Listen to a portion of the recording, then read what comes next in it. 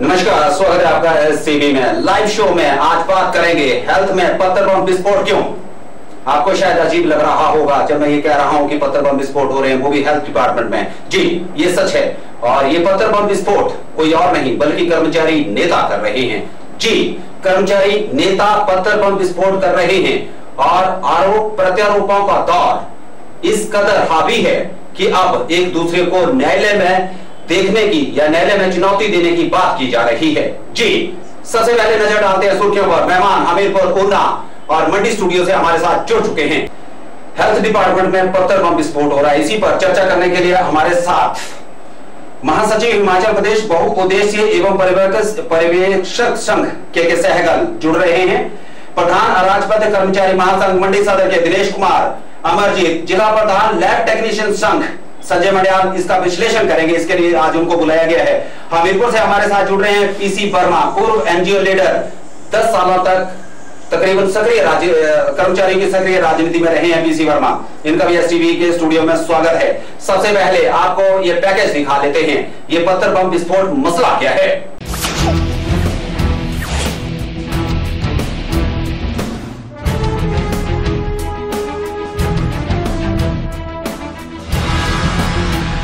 हिमाचल प्रदेश के कर्मचारियों की सियासत भी विधानसभा चुनावों की आहट में हिचकोले खाने लग पड़ी है।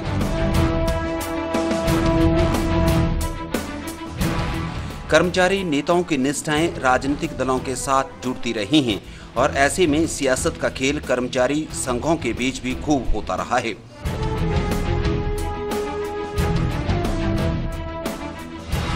कर्मचारी संघ मजबूत कितने हैं या फिर कर्मचारी नेता किसके हितैषी हैं, आज बात इसकी ना होकर के बात और चर्चा इसी की हो रही है कि कौन कर्मचारियों का नेता फलां राजनीतिक दल की सरकार बनने के बाद होगा। हिमाचल प्रदेश का कर्मचारी आज ना तो संगठित नजर आता है और ना ही नेता एकजुटता रख पा रहे हैं। कर्मचारियों की इसी सियासत के बीच हेल्थ डिपार्टमेंट में अब हो रहे हैं पत्थर बम विस्फोट।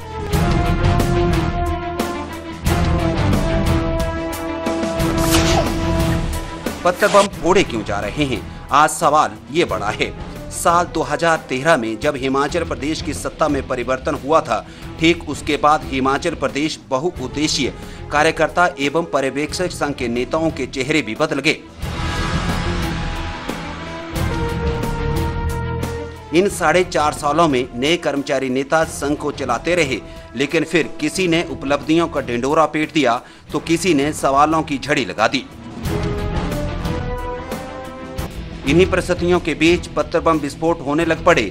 अब आलम यह है कि आरोपों प्रत्यारोपों का यह दौर एक दूसरे को कानूनी रूप से निपटाने की दहलीज तक जा पहुंचा है।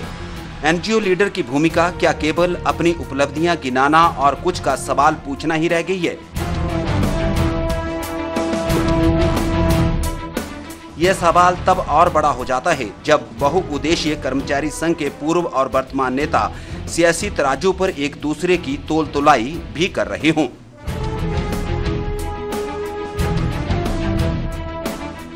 बहुउद्देशीय कर्मचारियों को आरकेएस का रोग लगा है और दवाई अगर अनमोल टैबलेट हो तो फिर स्वास्थ्य सचिव का समान नाहन में किया जाना क्या इस बात की गारंटी है कि हेल्थ के कर्मचारियों का अब स्वास्थ्य ठीक हो जाएगा?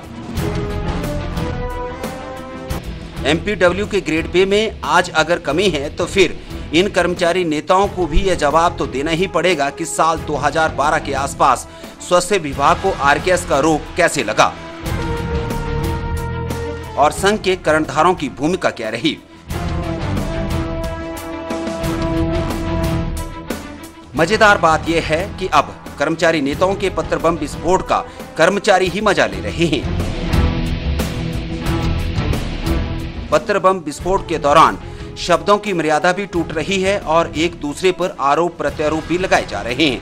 ऐसे में सवाल ये सामने खड़ा होता है कि ऐसे संघों से कर्मचारियों को क्या हासिल होता है। कर्मचारियों का सच्चा हितैषी कौन है? कौन नेता सच बोल रहा है? किसने कर्मचारियों को लूटा है और क्या वास्तव में लूट का यह खेल कर्मचारी संघों के भीतर होता भी है या फिर राजनीतिक दलों के नेताओं की तरह आरोपों का मकसद सिर्फ अपना वजूद जाहिर करने के लिए ही हो रहा है?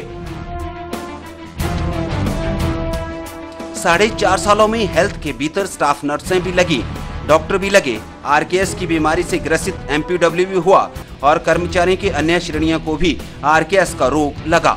लेकिन जब सरकार ने इस रोग से डॉक्टरों को बरसों पहले मुक्त कर दिया तो फिर एमपीडब्ल्यू इस रोग से आज तक क्यों ग्रसित रहा? क्या ये संघ की और हेल्थ के कर्मचारी नेताओं की बड़ी उपलब्धि नहीं है? अगर ये बड़ी नाकामी है तो फिर इसका ठीकरा कोई कर्मचारी नेता अपने सर क्यों नहीं फोड़ रहा है? हिमाचल की सियासत कर्मचारियों के सहारे आगे बढ़ती रही है। अगर आज कोई ये कहे कि कर्मचारियों का शोषण हो रहा है तो ये सवाल भी उभरता है कि किसके कारण ये शोषण हुआ है।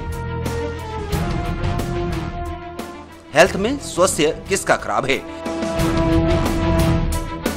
स्वास्थ्य विभाग के बड़े अधिकारियों को विदाई पार्टी या स्वागत पार्टी देना क्या कर्मचारी नेताओं की उपलब्धि है?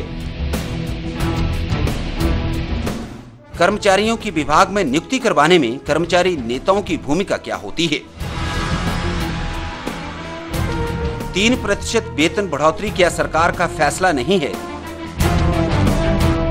क्या कर्मचारी नेता सिर्फ कर्मचारियों को आकर्षित करने के लिए पत्थर बम विस्फोट कर रहे हैं ताकि सत्ता में फेरबदल होते ही उनकी नेतागिरी चमक सके? हेल्थ में स्वास्थ्य आखिर खराब किसका है? इन सभी प्रश्नों का उत्तर तलाशने को अब शुरू होता है हमारा लाइव शो। आज का मुद्दा, हेल्थ में पत्थर बम विस्फोट क्यों?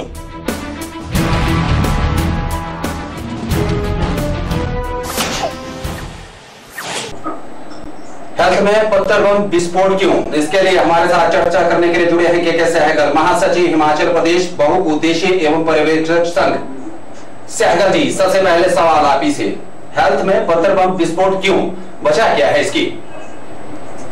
इस पे कुछ पूर्व कर्मचारी नेताओं की आशा जो उसमें साथ गुजरती है जी, उनके समय में जो है बहुत सारे काम जो थे हमारे नेताओं के समय थे वो नहीं करवा पाए, और जब से हमने इस कार्यभार को संभाला है सितंबर 2014 से 3 वर्षों के अंदर, तो हमारा जो अचीवमेंट हमने की है उस उपलब्ध में आकर के ये जो पत्थर बम जो जारी किया है कि जो हमारी अचीवमेंट सी जो था मुख्य मामले उनके ऊपर जो है मैंने अपने तरीके से पता चला कि ये सब झूठ है, ये सही है, और उसमें बहुत सारे ऐसे शोभनीय शब्द का उपयोग किया गया जो कि बहुत ही प्रचलित नहीं है।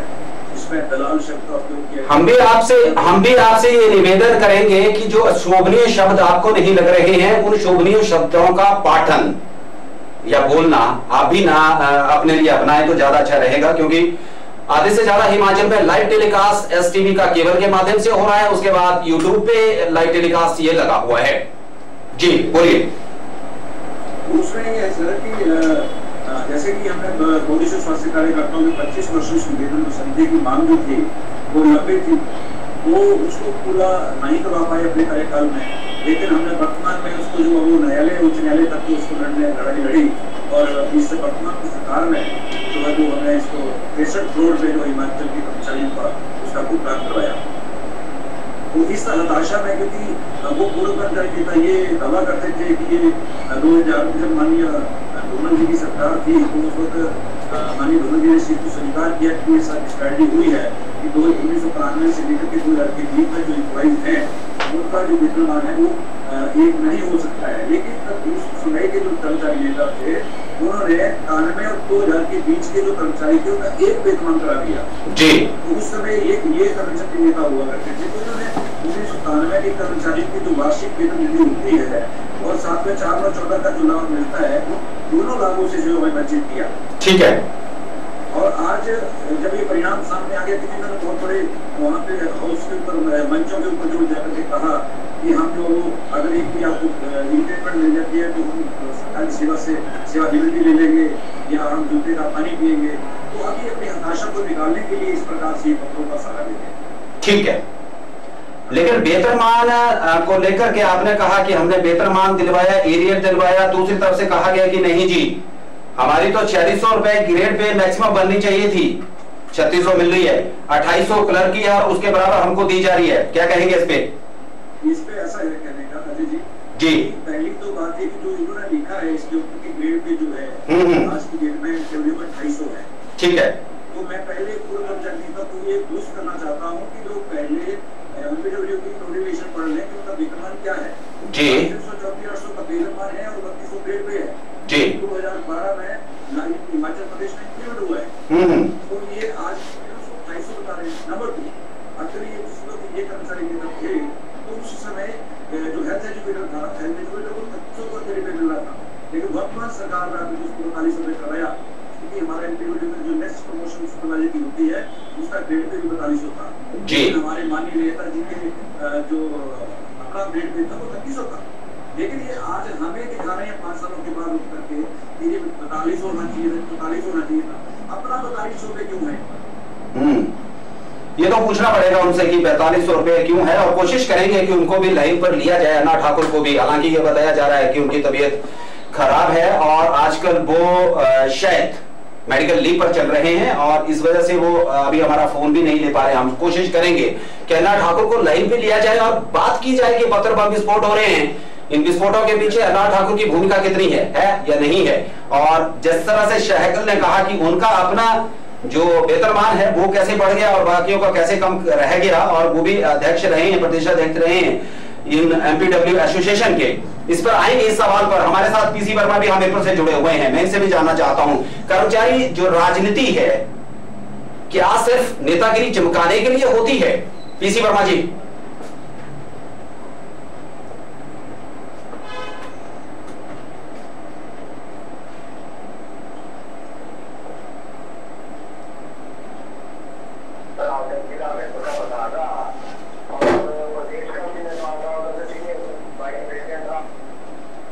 जी।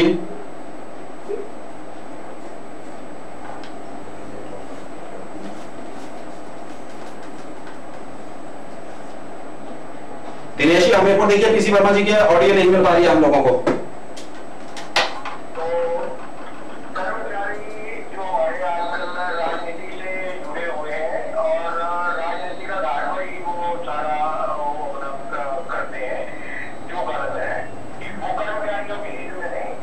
जी।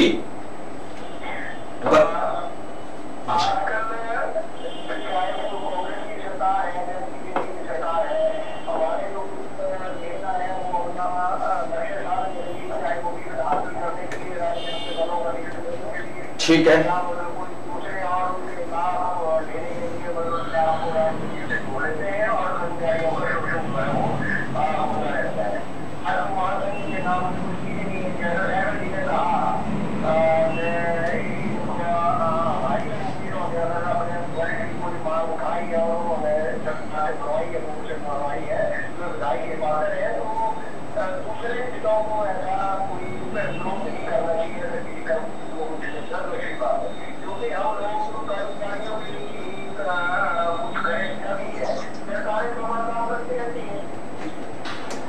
वर्मा जी वो तो ठीक है, लेकिन कर्मचारी नेता क्या वाकई अपनी राजनीति चमका रहे हैं? हो क्या रहा है वास्तव में, हो क्या रहा है इसमें? क्योंकि आज जिस तरह से हेल्थ में अगर देखेंगे, सोशल मीडिया देखेंगे, आप व्हाट्सएप देखेंगे, फेसबुक देखेंगे, सब पर सीधे तौर पर एक दूसरे पर आरोप प्रत्यारोप का दौर जारी है।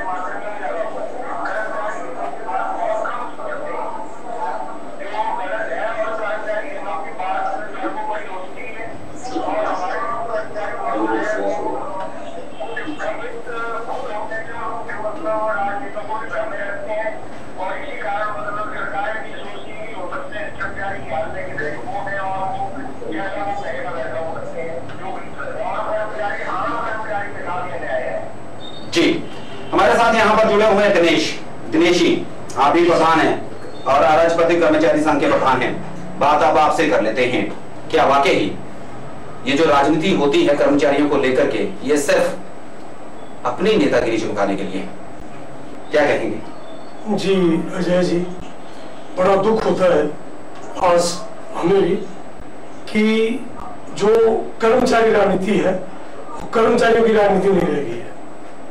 इसमें जैसे सरकार बदलती है, कर्मचारियों के जो संघ है उनके भी सारे अधिकारी बदल जाते हैं, पूरा जो है वो कर्मचारियों का जो संघों का सिस्टम है पूरा चेंज हो जाता है।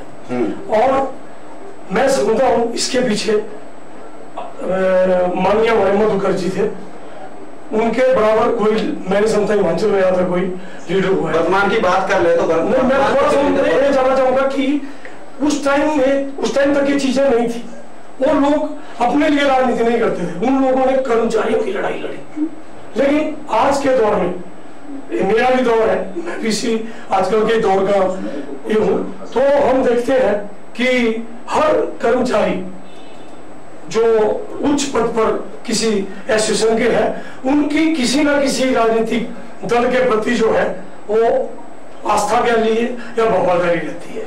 और अगर उनको हम पूछते भी हैं कि कर्मचारियों की कोई राजनीतिक कोई दल नहीं होता है, कर्मचारी जो है खाली कर्मचारी के हित की बात करें, तो कुछ लोग ऐसा भी है कि मैं भी समझता हूँ इसमें कुछ सरकारों का भी इसमें मैं समझता हूँ रोल रहता है कि वो जो कर्मचारी, हिमाचल की राजनीति जो है वो कर्मचारियों पे बहुत ज्यादा आधारित है।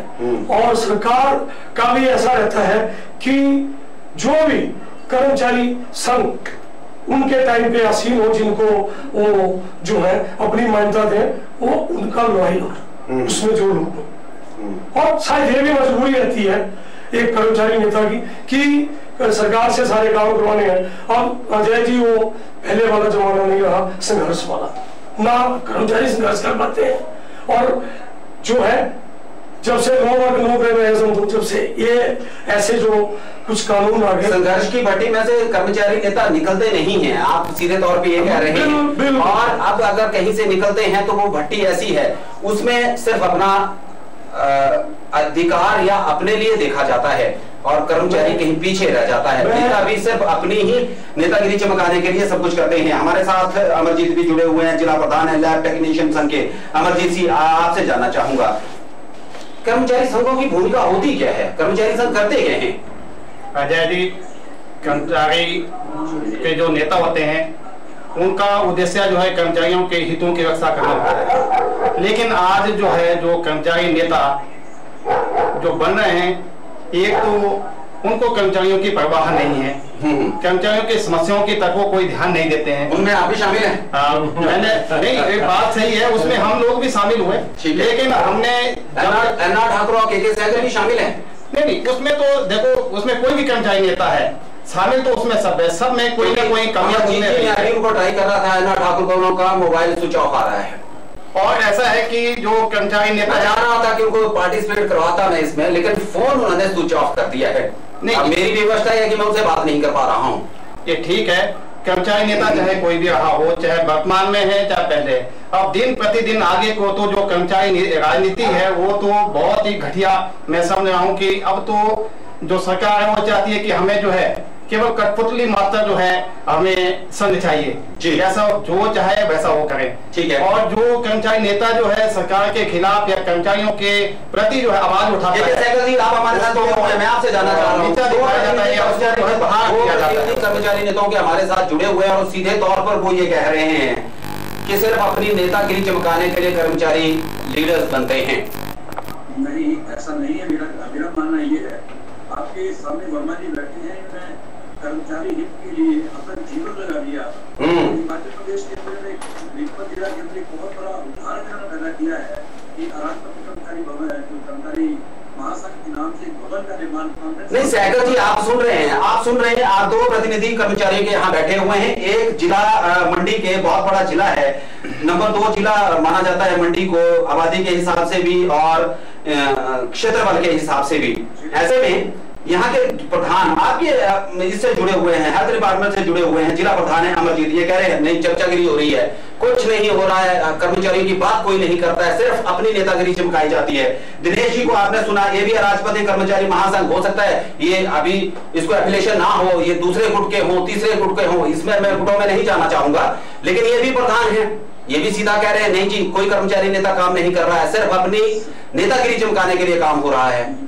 ये काफी हद तक इस चीज की बात हो सकते हैं जी। कर्मचारी महासंघ के जो रोल इस सरकार के अंदर रखा है, तो सिर्फ वो जो मीटिंग की जेसीएम करवा सके वो केवल मात्र उनको लेकर के तो रोष जायज है, नहीं तो आपके एसोसिएशन ने कौन सा तीर मारा सहगल जी इन 4.5 सालों में? अगर एनजीओ राजपत्रित कर्मचारी महासंघ 2 मीटिंग सरकार के साथ कर चुका, तो उसके बाद एक मोटे तौर पर आपका जो एमपीडब्ल्यू का संघ है जिसके आप प्रतिनिधि हैं या नेता हैं, उसने कौन सा तीर मार दिया? उसने सरकार से कितनी वार्ता कर ली? सरकार के साथ सर हमारी जो है इसे पिछले 3 वर्षों के अंदर हमने 7 बैठक जो निदेशक स्वास्थ्य सेवा हिमाचल प्रदेश के साथ करी। सरकार सेक्रेटरी होता है या डायरेक्टर होता है? सरकार सेक्रेटरी होता है, सेक्रेटरी के साथ हमने 2 बैठकें की है। ठीक है, तो आप भी 2 पे हैं, एनजीओ लीडर्स भी 2 पे हैं, बराबरी पे टिके हुए हैं, तो रोष तो आपको भी होना चाहिए ना? सर 2 पे नहीं सर, मैं कह रहा हूँ कि 7 बैठकें हमने डायरेक्टर साहब से भी की हैं। ठीक है, एक बैठक हमने माननीय स्वास्थ्य मंत्री धर्म पड़ोसी जी के साथ की है, और उसके अंदर हमने नहीं वो तो मुकेश अग्निहोत्री जी से भी की होनी आपने बैठक हुई? नहीं, वहां उनके साथ बैठक का कोई मतलब नहीं, उनके साथ एक। ठीक है, क्योंकि मैं फोटोग्राफ देख रहा था एक दिन आपके मुकेश अग्निहोत्री जी के साथ। वो रोगी के ब्याज से जाना था, उसको लेकर के उनको जो उस केस की समझाने मीडिया में दे, लेकिन वो केस फिर सिरे नहीं चढ़ा। नहीं बिल्कुल चढ़ रहा है, चढ़ रहा है, मैंने कहा चढ़ा नहीं, चढ़ रहा है, और इसमें थोड़ा सा अंतर है। ठीक है सहगल जी, आप अपनी बात रख सकते हैं। उसमें ऐसा है सर अनिल जी कि 3+1 जब गवर्नमेंट ने नोटिफिकेशन की 1+3 की 30 साल आरकेएस में लगाएंगे, 30 साल कॉन्ट्रैक्ट में लगाएंगे, तो 6 साल के बाद आदमी जो रेगुलर होगा। लेकिन जिस वक्त ये हमारे ध्यान में बात आई तो हमें माननीय स्वास्थ्य मंत्री, माननीय मुख्यमंत्री राजा सिंह जी, चिकित्सा सचिव श्री भारती जी और अपने हमारे स्वास्थ्य सचिव हैं, उनके साथ मैंने 2-3 दिन में ही संवाद स्थापित किया कि हमारे साथ बहुत प्रथम कराघात किया गया। एक तरफ वो एक कर्मचारी जो 3 साल में बंद। सहगल जी, मुझे फिर आपको टोकना पड़ रहा है, मेरी मजबूरी है, मुझे टोकना पड़ रहा है आपको। आप कह रहे हैं कि कुठाराघात हो गया। 5 मई का एक नोटिफिकेशन जारी होती है गवर्नमेंट की तरफ से, वो कहते हैं कि आरकेएस में जितने नियुक्तियां पाए हुए कर्मचारी हैं उनका हमको 5 दिनों के अंदर जो है वो रिपोर्ट भेज दो। कौन कर्मचारी रेगुलर होने वाले हैं, कौन इस फॉर्मेट में फिट आते हैं। फार्मासिस्ट ने भेज दिया, दूसरा कैटेगरी ने भेज दिया, आपके जो हेल्थ वर्कर हैं उनका आज तक नहीं किया, और वो जो दूसरी कैटेगरीज के लोग हैं वो रेगुलर भी कर दिए डिपार्टमेंट ने। बड़ी मजेदार बात है, लेकिन अभी तक आपका पूरा सूची ही नहीं गई, जिसको आप मेरे ख्याल से कॉन्ट्रैक्ट कुछ इस तरह का शब्द यूज करके कह रहे थे। मुझे नहीं समझ आ रहा है कि सहगल जी कहां पहुंची, प्रयास कहां पहुंचे। प्रयास उसके लिए मैं आपको बता रहा हूँ सर, उसके लिए आपके साथ में पिछली बैठक में आपके साथ में डिबेट में था, मैंने उस दिन भी आपसे कहा था कि जो इन्होंने जो 1+3 का जो कानून लगाया इसको हम जो ब्रेक करेंगे, इसको तोड़, वो तो सरकार ने ही तोड़ दिया। 2012 दिसंबर में जो आदमी ज्वाइनिंग करता है, ज्वाइनिंग देता है फार्मासिस्ट केस में, उसको रेगुलर कर दिया। 1 महीना हो गया उसे रेगुलर किए हुए। आप कहते हैं कि आप फार्मूला तोड़वाएंगे। सर उस चीज को रेगुलर जो किया गया, जो फार्मासिस्ट किया गया, वो किसकी मांग पे किया गया? वो प्रदेश स्वास्थ्य कार्यकर्ता के मांग के ऊपर किया गया। नहीं, ये मेरा इशू नहीं है। मैं सीधा इशू कह रहा हूं कि आप फार्मासिस्ट को अपना माने या पराया माने, ये इशू नहीं है। मोटे तौर पर आप जिस संघ को प्रतिनिधित्व करते हैं वो है बहुउद्देशीय। उसके बाद अब 4-5 सालों से पर्यवेक्षक भी साथ में जोड़ दिया गया। मैं आपसे जानना चाह रहा हूं आपकी कैटेगरी के साथ ये क्यों हो रहा है, कुठाराघात उनके साथ क्यों हो रहा है? ये इस बात के लिए आपके सहमत हूं, जो गलती है वो निदेशक स्वास्थ्य सेवा ने के कार्यालय के स्तर की जो गलती है, कि उन्होंने जो लेटर जो था खर्च शिक्षा अधिकारी को जो सर्कुलर किया कि आप इनकी इन्फॉर्मेशन 5 मई का लेटर है। हाँ, वर्क कंडक्ट रिपोर्ट जो इनकी सेंड करी, तो अभी तक डिस्ट्रिक्ट शिमला का जो वर्क कंडक्ट रिपोर्ट जो वो आज भी नहीं पहुंच पाई है। बाकी जिलों की सबकी कंप्लीट हो गई है, और जैसे शिमला की पहुंच जाती है, माननीय कल पहुंच जाती है, तो परसों रिवाइज की ऑर्डर हो जाएंगी। लेकिन 1 महीना जो डिले हो गया उसके लिए कौन जिम्मेदार? नेता जिम्मेदार, अधिकारी जिम्मेदार या मंत्री जिम्मेदार? उसकी बात हमारी प्रिंसिपल से हो चुकी है कि उस कर्मचारियों को जिसका नुकसान नहीं होने दिया जाएगा। ठीक है, क्योंकि इनकी सितंबर 2012 में इनकी अपॉइंटमेंट हुई है, इनको सितंबर 15 से ही रेगुलर माना जाएगा। ठीक है, इनका कोई लॉस नहीं होगा। हमारे साथ संजय मडियाली भी